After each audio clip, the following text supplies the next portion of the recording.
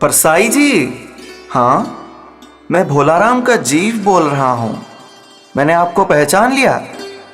भला ऐसा कौन सा साहित्य प्रेमी है जो आपको ना जानता हो? आप 22 अगस्त 1924 को मध्य प्रदेश के होशंगाबाद जिले के छोटे से ग्राम जमानी में जमाने भर की चिंता करने और खबर लेने के लिए अवतरित हुए थे। परसाई जी, हमें मालूम है आपका जन्म मध्यम वर्गीय परिवार में हुआ था। आपका बचपन भय, निराशा और गर्दिश में गुजरा था। 5 भाई बहनों में आप सबसे बड़े थे।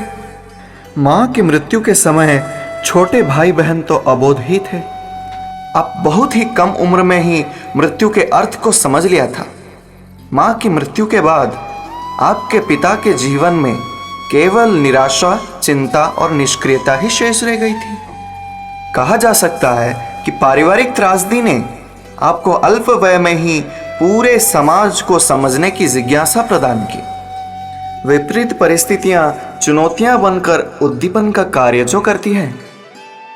18 वर्ष की आयु में वन विभाग में आपने नौकरी कर ली, फिर उसे छोड़कर यत्र तत्र मास्टरी करते हुए नागपुर विश्वविद्यालय से हिंदी में एमए की उपाधि प्राप्त की। परसाई जी, वैसे तो आप ऊपर से संतुलित दिखते थे, पर भीतर ही भीतर असीम पीड़ाओं को पालते थे। इसीलिए तो उस दिन आपकी लेखनी से निकला था, चूहों ने ही नहीं, मनुष्यनुमा बिच्छुओं और सांपों ने भी मुझे बहुत काटा था, पर जहर मोहरा तो मुझे पहले से ही मिल गया था। विषस्य विषम औषधम, अर्थात विष ही विष की औषधि है। मेरे लेखक, आप सुलझे हुए जीवन दर्शन के मालिक हैं। आपकी लेखनी की विशेषता केवल मनोविनोद या परिहास ही नहीं, बल्कि सभी रचनाओं के पीछे एक साफ सुलझी हुई वैज्ञानिक जीवन दृष्टि भी है। वस्तुतः आपकी लेखन की शुरुआत ही मानवीय एहसास और मानवीय संबंधों की खोज से प्रारंभ हुई थी। जब हम आपके 36 वर्षों के दीर्घकालिक रचनाओं पर दृष्टिपात करते हैं तो स्पष्ट होता है कि आपकी रचनाओं में इस देश में रहने वाले करोड़ों साधारण जनों की आशा, आकांक्षाएं, जीवन संघर्ष और संभावनाएं व्यक्त हुई हैं। आपने बेचारा कॉमन मैन की जिंदगी को बहुत करीब से देखा और कॉमन मैन की तरह अपनी जिंदगी को जिया। जिंदगी ऐसी कि जिसमें संघर्ष के साथ अभाव और अभाव के साथ संपूर्ण युग की बौद्धिक समझ थी। कॉमन मैन के लेखक परसाई जी, आपके 36 वर्षों के लेखन कर्म को यदि क्रमबद्ध ढंग से संजोकर रखा जाए तो निश्चय ही वह इस देश की जिंदगी का विश्वसनीय ऐतिहासिक दस्तावेज बन सकता है।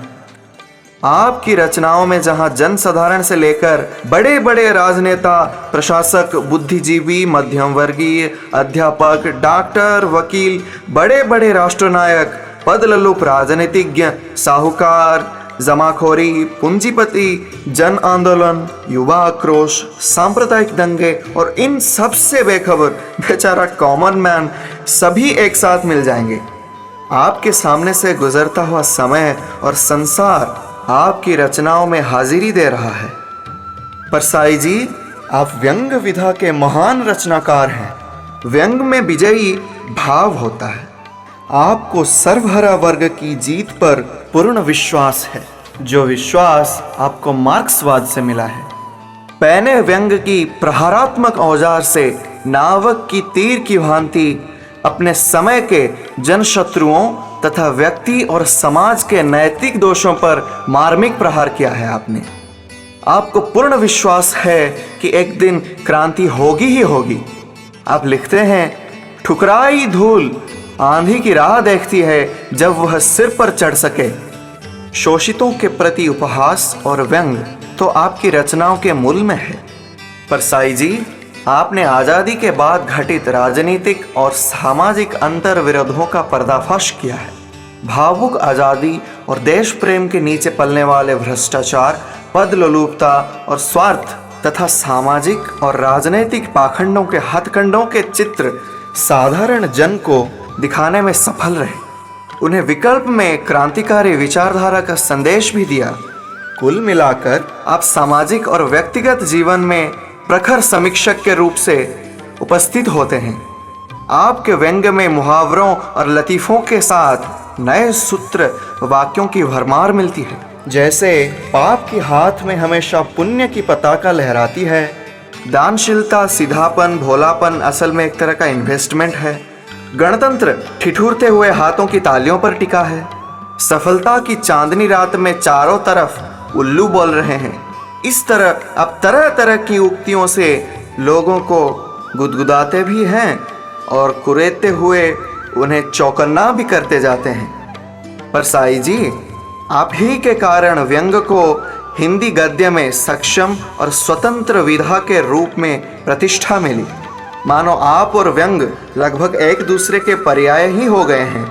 आपकी भाषा सरल, सहज और धारदार तो है, साथ ही साथ सभी परिस्थितियों का यथार्थ चित्रण करने में पूर्णतः सक्षम भी। हिंदी उर्दू के सभी रूपों के दर्शन आपकी रचनाओं में होते हैं। आपने ही भारतेंदु युगीन व्यंग्यात्मक निबंध लेखन की परंपरा का कलात्मक विकास किया है। प्रेमचंद के बाद भारत में सशक्त गद्यकार और प्रतिनिधि लेखक के रूप में आपकी विशिष्ट पहचान है। पर साई जी, आपके रचना संसार के कुछ चंद शीर्षकों का गद्य निरूपण करते हुए मुझे गर्व महसूस हो रहा है। अरे भाई, आज के इन राजनेताओं की क्या ही बात करते हो, अब तो जैसे उनके ही दिन फिरे हुए हैं। आप सबने तो सुना ही होगा कि भूत के पांव पीछे होते हैं।